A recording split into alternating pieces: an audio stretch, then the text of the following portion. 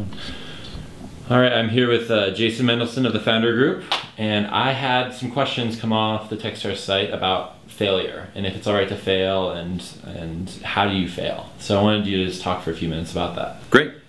Well, actually, I think that many failures are actually successes, depending on how you look at it. I'd say at a high level, as a venture capitalist, it's actually quite attractive to invest in people who have failed at something and have recognized why they failed in it, because frankly, I think you learn more in failure than you do in success.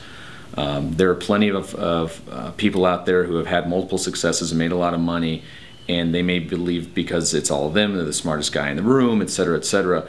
I think when you fail, you learn more, and you say, okay, so optimally, we always say we love to invest in entrepreneurs who have had one success and one failure at least. So we actually see failure as attractive as a venture capitalist.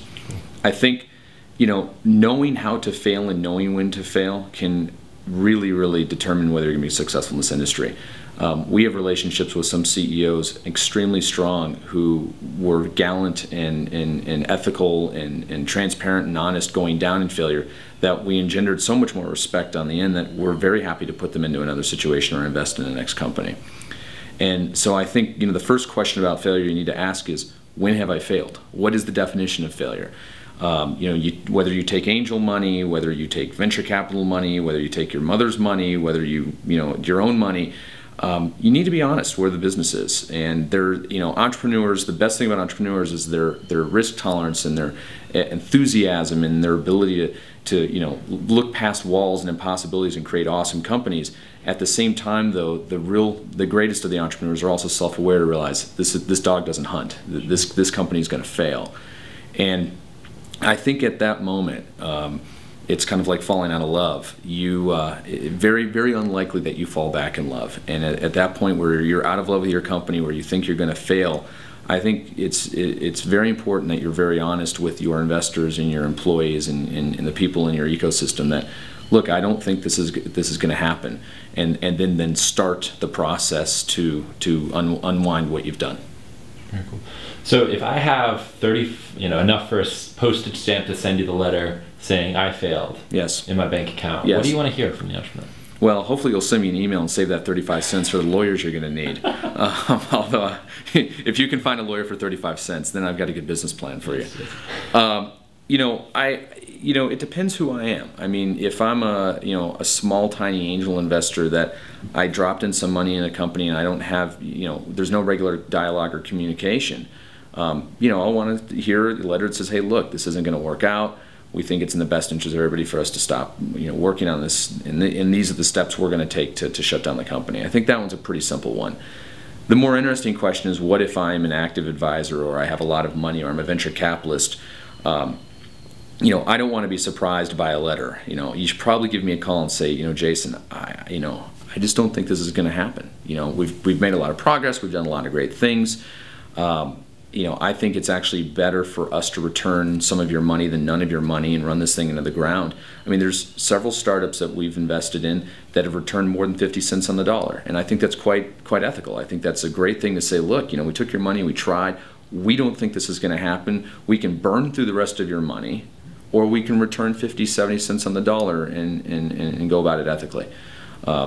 So, I want to, if I'm not involved, to answer your question, if I'm not involved, I don't really need that much. If I'm very involved, I think it should be a discussion, not a kind of sort of, one-time event, we failed. Let's talk about it. There's been times where entrepreneurs have a crisis of confidence where it's like, no, come on, Andrew, it may seem like all is lost, but I think you're going to turn the corner, and sometimes they do and sometimes they don't. So we've agreed that the company is no longer, I've given back some money, or we're out of money. Yep. What steps should I be looking at? So, unfortunately, if you have failed, it's likely that you have creditors. It's likely you owe money to people. And depending on how you've run the company, those creditors may or may not be able to come after you personally. Or in my case, if I'm on the board of a company, they might be able to come after me personally. So you can probably guess which one of the two of us they're going to come after personally for cash, if they're feeling, especially landlords, they're notorious for suing venture capitalists trying to come after us for money unpaid.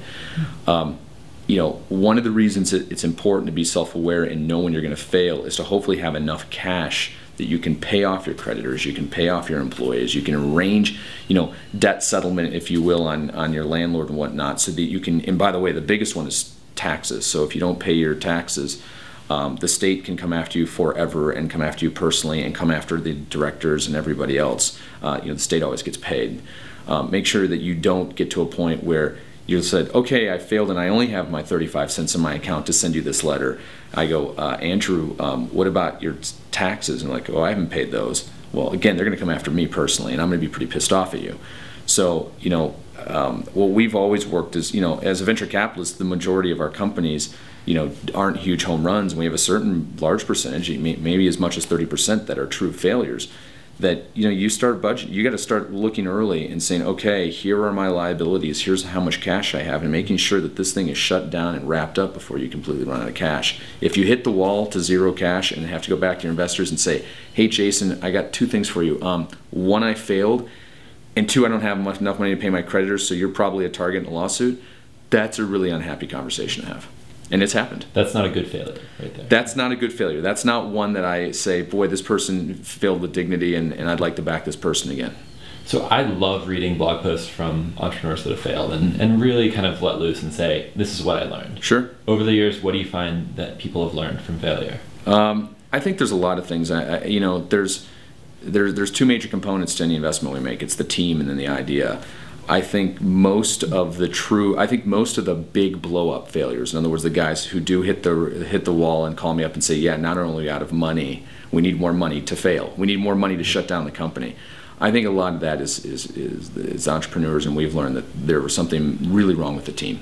Either they weren't self-aware, either they had the wrong people, they had salespeople who were promising $20 million pipelines when it should have been 500,000. I mean, things like that. We've been very fortunate. We haven't had bad people. We haven't had people who stole our money or were bad, but we have had some people who were blind. And so I think blindness, arrogance, there's a fine line between enthusiasm and confidence and arrogance and blindness. And depending on how things go and where you shift, I think a lot of entrepreneurs have learned the difference in where that line is. I think on the execution and idea side, you have everything from entrepreneurs learning that, boy, this particular idea was a bad idea. I came out with something that basically 2 months later, Google decided to come out with it and open source it for free, and suddenly I had no business model. I mean, those are one-time events. The lesson learned there is be careful whatever you're building that somebody else can, there's a real barrier to entry so that somebody can't come along and easily put you out of business or open source the whole thing. And sometimes it's more just execution. We went after the wrong market. We had a technology, and we decided we could have gone after the educational market, automotive market, medical market, all these things. And they say, automotive seems pretty stable, and then you realize, oh my God, that was the absolute wrong market to pick. So, they've learned a lot along the way. I'd say I've been doing this for over 10 years now. Back in the late 90s and 2000s, go-go years, I think a lot of entrepreneurs learned how to conserve cash and run a more tight business, as no more steel case furniture and private jets and whatnot. And that may seem funny these days in 2009, but it's still well within my my memory of those failures. So last question, we've agreed companies going under. Yep. How long do you think the process is of closing up shop? It actually takes a hell of a long time. There's 3 ways you can basically go out of business. You can do all the work yourself, which means, get the money, pay off the creditors, pay off the tax, get tax clearance, all that. That can take 6 months. And it's not an insignificant amount of work. You can pay lawyers or other shops to do it. Your lawyers will be happy to take your money and wind you down. There are also third-party service providers that will do the same. They'll take a cut, and it might take, again, 4 to 6 months. Or you can go bankrupt, and you can end up in front of a bankruptcy judge, and you can spend a lot of money on lawyers, and you can have a horrible, horrible, horrible existence. And I've only seen this a couple times because most people are smart enough to fail before they have to go bankrupt. That's just for small companies like AIG and General Motors, and that can take years to close down. So I think one of the things I always feel sorry for entrepreneurs is the company fails. They feel badly because they've lost their investors' money. They feel badly because they're out of a job. They feel badly because their baby didn't grow to how they thought they were. And now they get to spend 4 to 6 months doing paperwork and filings and paying off people. And it's the death by 1,000 paper cuts. It's the continual sharp stick in the eye syndrome. So it's tough. Well, thank you so much. You're welcome. We can find out more about you at jasonmendelson.com or my venture firm, foundergroup.com. Thank you so much. Thanks, Andrew.